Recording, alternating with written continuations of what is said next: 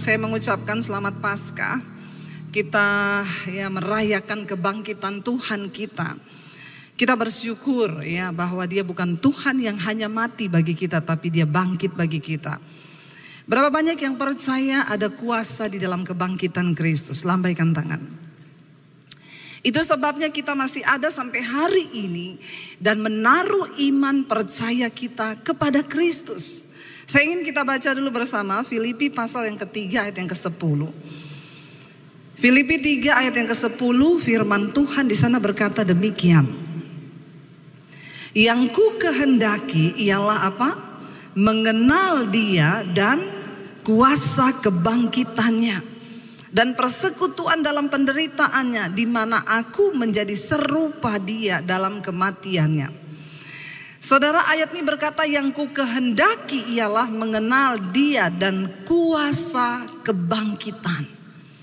Kalau firman Tuhan berkata bahwa ada kuasa dalam kebangkitan Kristus, maka rugi kalau kita sebagai pengikut Kristus tidak mengalami kuasa itu. Tapi saya percaya juga sampai hari ini masih banyak orang Kristen yang belum mengalami kuasa kebangkitan. Makanya masih jatuh bangun dalam dosa, masih gak bisa berlari. Banyak yang bertanya kepada saya, Bu, bagaimana caranya ya biar saya ngerti kehendak Tuhan? Bagaimana caranya biar saya hidup menyenangkan Tuhan? Nah, hari ini kita mau belajar apa yang dapat menghalangi kita untuk melihat kuasa kebangkitan Kristus. Kita buka bersama Injil Lukas pasal yang ke-24. Injil Lukas pasal yang ke-24. Ini bercerita tentang ketika Yesus bangkit pertama kali, saudara. Ya, kemarin kita sudah memperingati kematian Kristus dan sekarang kita belajar dan kita ingin memperingati juga tentang kebangkitannya. Sekalipun kita tidak ada pada waktu itu, pada kejadian itu, tetapi Alkitab adalah firman Tuhan yang mencatat sejarah bahwa Yesus benar-benar pernah ada, Dia pernah mati, dan Dia pernah bangkit. Lukas pasal yang ke-24, ayat yang pertama firman Tuhan berkata begini. Tetapi pagi-pagi benar hari pertama minggu itu, mereka pergi ke kubur membawa rempah-rempah yang telah disediakan mereka. Ayat yang kedua, mereka mendapati batu sudah terguling dari kubur itu, dan setelah masuk mereka tidak menemukan mayat Tuhan Yesus. 4. Sementara mereka berdiri termangu-mangu karena hal itu, tiba-tiba ada 2 orang berdiri dekat mereka memakai pakaian yang berkilau-kilauan. Mereka sangat ketakutan dan menundukkan kepala, tetapi kedua orang itu berkata kepada mereka, "Mengapa kamu mencari Dia yang hidup di antara orang mati? Ia tidak ada di sini, Ia telah bangkit. Ingatlah apa yang dikatakannya kepada kamu ketika Ia masih di Galilea." Ayat 7, yaitu bahwa anak manusia harus diserahkan ke tangan orang-orang berdosa dan disalibkan dan akan bangkit pada hari yang ketiga. Maka teringatlah mereka akan perkataan Yesus itu, dan setelah mereka kembali dari kubur, mereka menceritakan semuanya itu kepada ke-12 murid dan kepada semua saudara yang lain. Perempuan-perempuan itu ialah Maria dari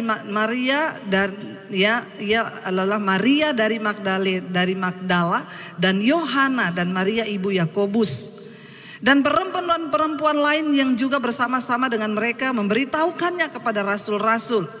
Tetapi bagi mereka perkataan-perkataan itu seakan-akan omong kosong, dan mereka tidak percaya kepada perempuan-perempuan itu. Sungguh pun demikian, Petrus bangun lalu cepat-cepat pergi ke kubur. Ketika ia menjenguk ke dalam, ia melihat hanya kain kapan saja. Lalu ia pergi dan bertanya dalam hatinya, apa yang kiranya telah terjadi.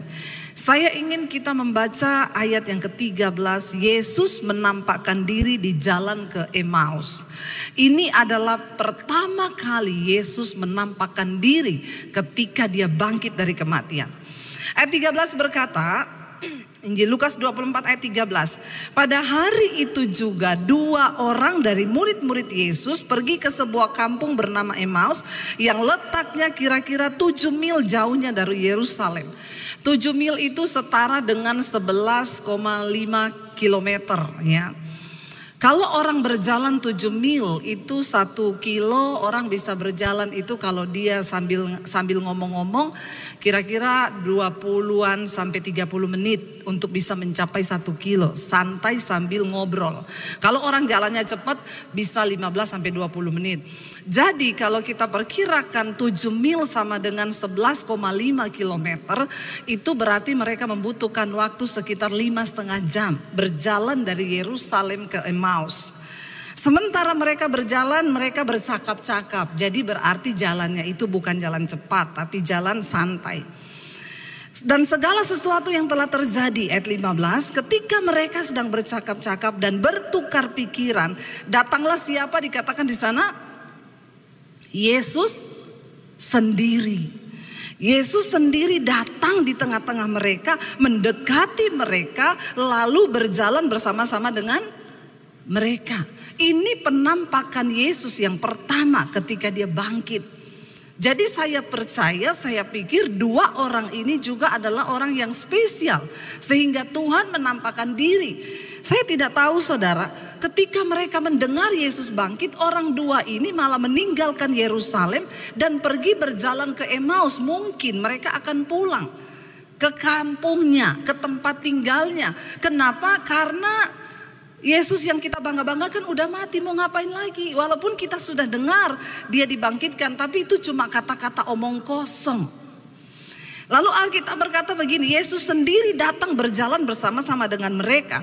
Tetapi ada sesuatu yang menghalangi mata mereka, sehingga mereka tidak dapat mengenal dia. Yesus sudah mati, Yesus sudah bangkit, mereka sudah mendengar Yesus sudah bangkit. Dan bukan cuma itu, Yesus berjalan bersama-sama dengan mereka. Tetapi ada sesuatu yang menutup mata mereka sehingga mereka tidak bisa mengenal Yesus. Saudara, jangan sampai kita sebagai orang Kristen, kita tahu Yesus sudah mati, kita peringati kematiannya, kita tahu bahkan dia sudah bangkit, kita peringati Paskah setiap tahun. Tetapi jangan sampai kita merasa kita Kristen, kita merasa Tuhan berjalan bersama-sama dengan kita. Tetapi jangan sampai kita tidak mengenal dia dan tidak mengalami kuasa kebangkitannya. Kenapa? Karena ada sesuatu yang menutup mata. Sayang sekali saudara, Yesus sudah bersama-sama dengan mereka, berjalan, ngobrol. Tapi mata mereka tertutup. Apa yang menutup mata rohanimu hari ini saudara? Apakah karena pergumulan yang berat, yang akhirnya membuat kita tidak lagi bisa melihat kuasa Tuhan? Apa yang bisa menutup mata kita? Apakah gemilau harta dunia? Apakah keinginan dunia? Apa yang bisa menutup mata kita? Apakah cinta kita akan dosa, kenajisan, percabulan yang masih kita hidupi sampai hari ini? Dan hal-hal itu dapat membuat engkau tidak bisa merasakan Tuhan di dalam hidupmu. Jangankan mengalami kuasa kebangkitannya, engkau melihat aja dia gak bisa. Ada begitu banyak orang datang kepada saya dan bertanya, Bu, saya itu pengen dengar suara Tuhan, saya itu pengen berjalan. Saya bilang, Bapak Ibu, kalau engkau ingin mendengar suara Tuhan, percayalah Tuhan terlebih rindu supaya engkau bisa mendengarkan. Kalau engkau pengen mengerti rencana Tuhan, percayalah Tuhan terlebih rindu supaya engkau tahu apa kehendaknya atas hidupmu. Tapi seringkali ada hal yang menutup mata rohani kita sehingga kita tidak dapat melihat dan mengenal dia. Dia sudah bangkit. Dia sudah menggenapi semua firman-Nya. Hari yang ketiga dia bangkit dan kuburnya kosong. Tapi muridnya sendiri tidak bisa mengenali dia. Saya berdoa supaya kita ini saudara jadi orang-orang Kristen yang boleh sungguh-sungguh mengenal Kristus. Bagaimana caranya? Cari dia sungguh-sungguh. Rendahkan diri kita di bawah kaki Tuhan. Ya, ada satu orang anak muda saudara, ya dia itu pemabok ya. Tiap hari mabok saudara. Karena banyak orang Kristen tuh begitu. Saya satu kali itu di Jakarta mau pelayanan. Dari rumah saya di Jakarta Selatan, saya mau ke daerah kota di Jakarta. Satu kali ya saya naik Grab hari Minggu saudara. Ya panggillah Grab, ya puji Tuhan lah naik Grab itu kita bisa ketemu orang sambil bisa nginjili supir Grabnya. Lalu saya naik Grab, sopir Grabnya itu orang Kristen, badannya tatuan semua. Saya naik, dia bilang, "Ibu mau kemana?" "Mau ke gereja." "Jauh amat gerejanya, dari Jakarta Selatan mau ke kota." "Saya ini pendeta, jadi saya ini diundang khotbah. Jadi saya nggak bisa pilih gereja yang dekat rumah saya." Oh ibu pendeta, sama dong bu, kita Kristen." "Oh jadi abangnya juga Kristen?" "Iya." "Terus ini minggu tetap narik, nanti ke gerejanya jam berapa bang?" Dia balik nanya sama saya, "Ke gereja ngapain bu?" Saya bilang, "Cari Tuhan." Dia langsung jawab saya, "Cari Tuhan? Ibu ke gereja cari Tuhan?" Dia ketawain saya saudara. Bu, pendeta kok Tuhan dicari-cari. Saya tertarik saudara. Terus saya bilang, "Oh jadi menurutmu Tuhan gak perlu dicari?" "Gak perlu lah bu, saya itu gak pernah ke gereja." "Ya ibu, Tuhan tuh gak perlu dicari. Saya ya bu, walaupun saya mabok, saya nyanyi lagu rohani." Ih keren ya saudara ya. Keren ini, mabok nyanyi lagu rohani. Jadi dia mabok sambil terhuyung-huyung nyanyi, "Bless the Lord of my soul." Itu ya, saya bisa bayangkan ini. Luar biasa. Oh begitu ya bang ya? Iya. Kok bisa mabok bisa tetap nyanyi lagu rohani? Itu dia bu. Tuhan itu gak perlu dicari kalau saya. Kenapa? Tuhan di hati. Jangan tepuk tangan loh. Jadi saat itu sejenak saya merasa ini yang bodoh dia atau saya ya. Kayaknya jawabannya dia itu masuk akal kan. Dia mengejek saya, Tuhan dicari-cari. Saya enggak pernah cari Tuhan karena Tuhan di hati. Makanya saya walaupun mabuk nyanyi lagu rohani. Wih keren loh. Tapi ya pendeta kan enggak boleh kalah toh. Masa pendeta kalah sampai begini? Saya tuh berdoa, Tuhan apa yang mau saya sampaikan buat orang ini? Saya percaya ini bukan cara kebetulan juga saya ketemu dia. Dia sudah menertawakan saya dengan kesombongannya. Tuhan dicari-cari, pendeta kok gak ngerti kebenaran. Saya bilang, "Oh oke, kalau gitu menurut abang Tuhan ada di hatimu, jadi kamu gak perlu cari Tuhan." "Iya." "Sekarang pertanyaan saya abang, apakah kamu ada di hati Tuhan?" Dia diem saudara, langsung dia bilang, "Itu dia bu, kalau itu saya enggak tahu." Ya banyak orang Kristen itu sok pinter, sok tahu. Kelihatannya benar, padahal sesat. Saya bilang, bang kita itu harus cari Tuhan. Termasuk engkau ke gereja, itu adalah salah satu usahamu untuk mencari Tuhan. Saya cerita sama dia, satu kali ada orang mabok kayak kamu bang. Terus pendetanya itu ngomong, kamu itu berhenti mabok loh. Berdosa kamu mabok terus, kalau kamu dalam keadaan mabok mati gimana? Masuk neraka loh. Dia bilang, Pak pendeta, saya mau ke gereja cari Tuhan. Kalau yang namanya Tuhan Yesus itu menampakkan diri di depan saya. Ini pemabok tapi minta tanda Tuhan menampakkan diri di depan matanya. Satu kali dia pulang dalam keadaan mabok. Saya cerita sama ini abang. Dia masuk kamarnya dalam keadaan mabok. Dia lihat ada asap putih di ujung kamarnya. Terus dia kaget. Dia bilang, "Tuhan, tiba-tiba muncul ada sosok di situ. Kakek-kakek tua rambut janggutnya putih panjang." Dia teriak, "Tuhan, engkaukah itu?" Terus kakek itu jawab, "Bukan, aku anggur cap orang tua." Gak usah tepuk tangan. Kenapa bisa begitu? Lalu orang tiap hari mabok berharap ketemu Tuhan, gak mungkin.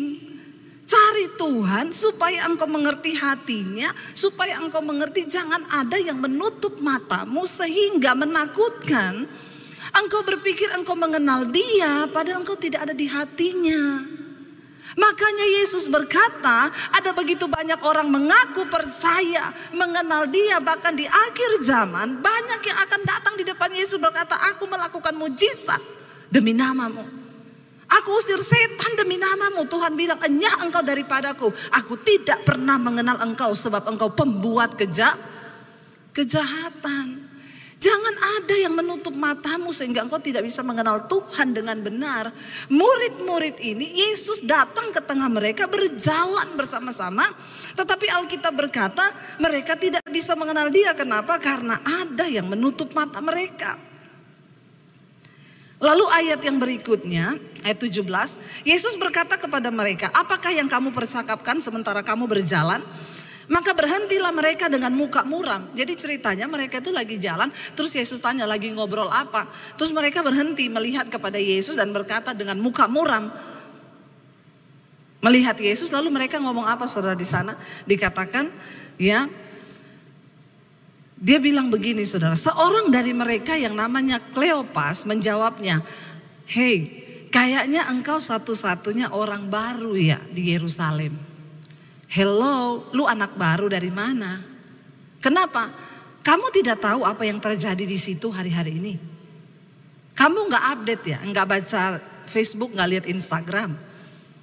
Yang lagi viral hari ini tuh kamu gak tahu apa? Lalu ayat 18, ayat 19 bilang begini saudara. Ya dia bilang kepada Yesus nih ayat 19. Mereka ngomong apa di sana? Ya ayat yang ke-19 dikatakan begini, katanya kepada mereka Yesus bilang ya. Ayat 19, katanya kepada mereka, apakah itu? Ya, apakah itu? Yesus tuh pura-pura nggak tahu. Karena mereka udah bilang kamu orang baru ya, yang baru datang ya. Kamu nggak tahu apa yang terjadi di Yerusalem. Yesus pura-pura nanya, apa yang terjadi? Apa itu? Jawab mereka. Apa yang terjadi dengan Yesus? Apa yang terjadi dengan Yesus? Mereka bilang orang Nazaret itu ya. Apa yang terjadi dengan Yesus? Orang Nazaret dia adalah seorang nabi yang berkuasa dalam pekerjaan dan perkataan di hadapan Allah di depan seluruh bangsa kami. Mereka menceritakan tentang Yesus kepada Yesus. Mereka bilang dia itu nabi ya, yang kami anggap nabi. Yang terjadi di sana itu dia itu orang yang berkuasa, perkataannya berkuasa di hadapan Allah dan di depan seluruh bangsa kami. Tetapi mereka bilang ya imam-imam kepala dan pemimpin-pemimpin kami telah menyerahkan dia untuk dihukum mati dan mereka sudah menyalibkannya. Lalu ayat yang ke-21 dikatakan begini saudara. Padahal kami ini dahulu mengharapkan bahwa dia yang datang untuk membebaskan bangsa Israel. Tetapi sementara itu telah lewat 3 hari sejak semuanya itu terjadi. Ya dikatakan di sana. Beberapa perempuan dari kalangan kami telah mengejutkan kami. Tadi pagi buta mereka telah pergi ke kubur. Dan dikatakan apa? Dan tidak menemukan mayatnya. Lalu mereka datang dengan berita bahwa telah kelihatan kepada mereka malaikat-malaikat mengatakan bahwa ia hidup. Saudara, berarti kan tadi pagi mereka juga sudah sempat mendengar Yesus itu sudah bangkit. Kalau mereka masih percaya kepada Yesus, mereka gak akan pulang ke Emmaus. Mereka akan bertahan di Yerusalem dan akan share sama-sama berkata, yang dia ngomong itu benar ya, ternyata dia bangkit hari yang ketiga. Tetapi sayangnya tadi kita sudah baca di awal, rasul-rasul, para murid semua menyangka perempuan-perempuan itu hanya memberitakan omong kosong. Dengar baik apa maksudnya ini. Kenapa mereka tidak bisa mengalami kebangkitan Kristus kuasanya? Karena buat mereka firman itu cuma omong kosong. Kalau engkau menjadi orang Kristen yang tidak pernah sungguh-sungguh menghidupi firman, perkataan Yesus. Yesus udah ngomong aku akan bangkit pada hari yang ketiga. Mereka bilang itu omong kosong. Saudara, orang yang akan melihat kuasa kebangkitan di dalam kehidupannya adalah orang yang sungguh-sungguh mendengar firman, menghormati firman itu dan melakukan firman itu dalam hidup mereka. Engkau tidak akan pernah mungkin mengalami kuasa kebangkitan kalau hidupmu masih tetap dan engkau tidak pernah percaya dan sungguh-sungguh menghormati apa yang Yesus katakan. Kebangetan loh saudara. Mereka udah dengar tadi pagi. Mereka pulang ke Emmaus. Kenapa mereka pulang? Mereka berkata tadi apa? Dia itu nabi, orang yang berkuasa, perkataan, perbuatan, banyak mujizat yang sudah dia buat. Tapi dia dihukum mati oleh imam-imam. Dia diserahkan lalu dia disalib. Padahal, dengar baik-baik, ada kata padahal di sana. Kami ini berharap dialah yang akan membebaskan bangsa Israel. Mereka menaruh ekspektasi yang salah mengikut Tuhan. Mereka berharap dan berpikir Yesus itu akan jadi raja. Raja dalam tanda kutip yang akan menggantikan raja di Israel.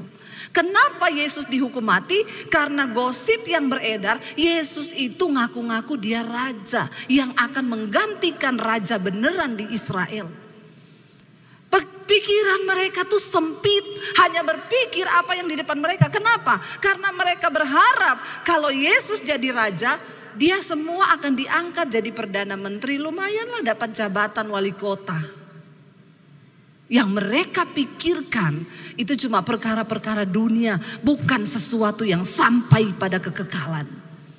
Dengar baik saudara, kalau engkau hidup hanya terus berpikir tentang apa yang ada di dunia ini, dan engkau tidak pernah berpikir sesuatu yang nilainya sampai pada kekekalan, maka engkau akan tersesat.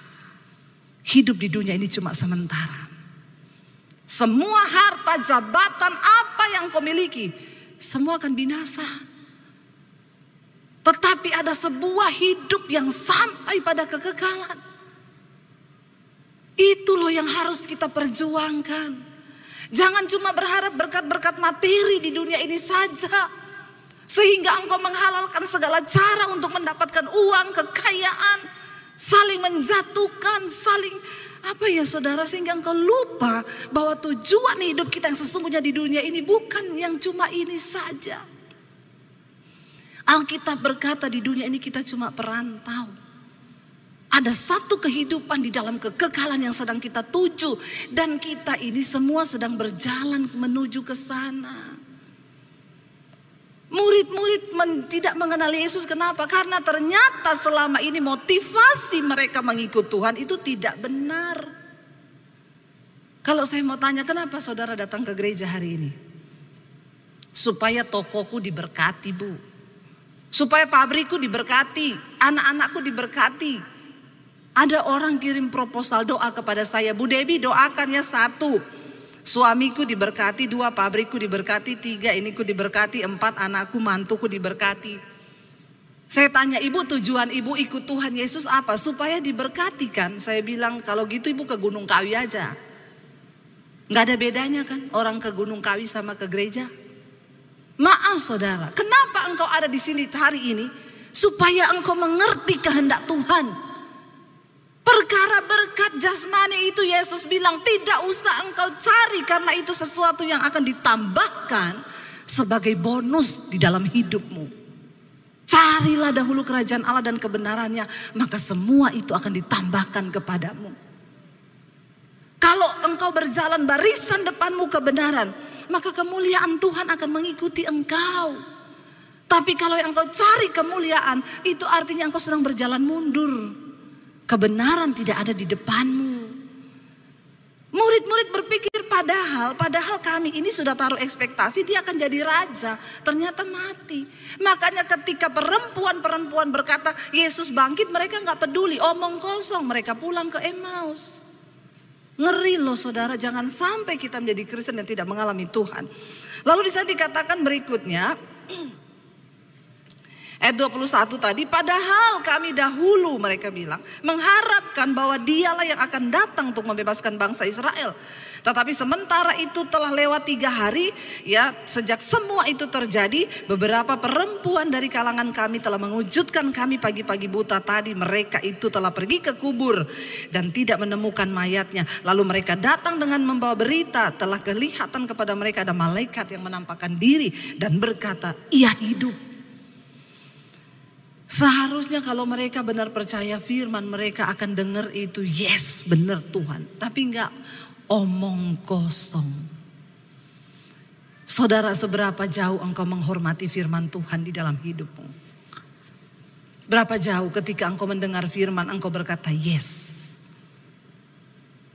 Tapi sayang banyak dari kita yang masih hidup dengan logika kita. Kita lupa bahwa firman Tuhan itu berkuasa. Tidak ada pilihan selain engkau percaya dan lakukan firman. Karena firman itu ya dan amin. Saudara, lalu di sana dikatakan, lalu ia berkata kepada mereka, ya, hai kamu orang bodoh. Dia bilang, hai kamu orang bodoh. Betapa lambannya, ya, betapa lambannya hatimu sehingga kamu tidak percaya segala sesuatu yang telah dikatakan para nabi. Kan sudah ada nubuatan para nabi. Yesus akan datang, disiksa, mati, hari ketiga dia bangkit, ya. Bukankah Mesias harus menderita semuanya itu untuk masuk ke dalam kemuliaannya? Lalu ia menjelaskan kepada mereka apa yang tertulis tentang dia dalam seluruh kitab suci. Mulai dari kitab Musa dan segala kitab nabi-nabi. Selama 5,5 jam Yesus mengajar mereka dari awal lagi. Dari awal lagi. Ternyata selama ini mereka bersama-sama dengan Yesus. Mereka ini murid Yesus. Mereka tidak nangkep apa-apa dari yang Yesus harapkan. Kenapa? Matanya tertutup, motivasinya ikut Tuhan salah. Jadinya tidak ngerti. Jadi Yesus ulangi lagi. Dari kisah awal dikatakan Yesus menjelaskan kepada mereka apa yang tertulis tentang dia dalam kitab suci. Mulai dari kitab Musa sampai dengan segala kitab nabi-nabi. Dari awal lagi mulai. Berarti yang selama ini mereka duduk diam dengerin Yesus ngomong, 0, kosong. Waktu mereka tidak melihat harapan mereka menjadi kenyataan. Betapa seringnya kita saat kita melihat pergumulan kita gak dijawab. Semua firman hilang. Kita gak lagi percaya Tuhan. Bertobat saudara. Yesus bilang, bodoh engkau. Betapa lamban hatimu. Dia bilang. Lalu diajari mereka lagi tentang kitab nabi-nabi dan segala sesuatu yang pernah dia ngomong. 28. Ya, dikatakan mereka mendekati kampung yang mereka tuju. Udah deket nih. Lalu ia berbuat seolah-olah ia hendak meneruskan perjalanannya. Mereka mau belok, Yesus berolah-olah mau lurus. Ya, tetapi mereka sangat mendesak dia. Mereka mendesaknya, katanya tinggallah. Tinggallah bersama-sama dengan kami. Mereka bilang, kenapa? Sebab hari ini udah mau malam. Kamu juga mau pergi kemana? Udah mau malam, mampir dulu aja tinggal di rumah kami. Ya, dan ini matahari sudah hampir terbenam loh. Lalu masuklah ia ke dalam rumah itu, saudara. Ayat yang ke-30 di sana dikatakan begini, saudara. Waktu ia duduk makan dengan mereka, ia mengambil roti, mengucap berkat, lalu memecah-mecahkannya dan memberikan kepada mereka. Ayat 31 berkata, ketika itu, apa saudara? Terbukalah mata mereka dan mereka pun tahu, mereka pun mengenal dia. Tetapi ia lenyap dari tengah-tengah mereka. Ketika mata mereka terbuka, Yesus sudah lenyap. Sia-sia enggak? 5,5 jam perjalanan dari Yerusalem menuju ke Emmaus terbuang percuma. Karena mereka tidak mengenal Tuhan. Coba kalau dari awal mereka mengenal Tuhan. Ada iman di hati mereka. Yang berkata, yes Tuhan sudah bangkit. Aku akan berjumpa dengan dia. Aku yakin dia akan menyatakan mujizatnya. Dia akan menyatakan kuasa kebangkitannya. Mereka akan beda. Ketika Yesus datang mereka akan langsung kenal dia dan berkata, Tuhan engkau sudah bangkit. Kasih tahu Tuhan rencanamu atas hidup kami itu apa. Kalau dari awal mereka sudah mengenal Yesus, ada begitu banyak hal yang mereka bisa tanyakan langsung kepada Tuhan. Tapi sayang, waktu Yesus angkat perjamuan, mereka baru kenal bahwa dia Yesus. Dan ketika mereka baru kenal bahwa dia Yesus, dia lenyap.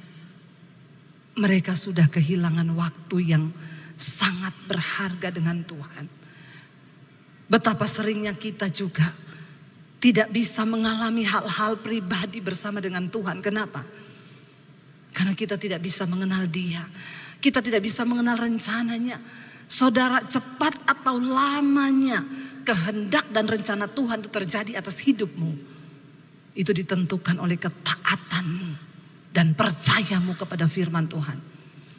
Gereja ini ya tidak asing bagi saya. Saya bertobat pertama kali di Betani, saudara, di kota Poso. Papi saya haji, saya bertobat terima Tuhan Yesus. Dan 1 tahun, hanya setahun saya sempat bergumul di dalam keluarga. Lalu akhirnya tahun 95 saya terima Yesus, 96 ketahuan. Saya dipanggil sama papi saya. Dan akhirnya saya mengaku iman saya bahwa saya sudah percaya dan menerima Tuhan Yesus. Itu adalah hal terberat. Karena dari kecil saya sudah diwanti-wanti, jangan pacaran sama orang Kristen. Kalau sampai kamu pacaran orang Kristen, kamu menikah jadi Kristen, lebih baik papi bunuh kamu, papi masuk penjara daripada kamu bikin malu keluarga.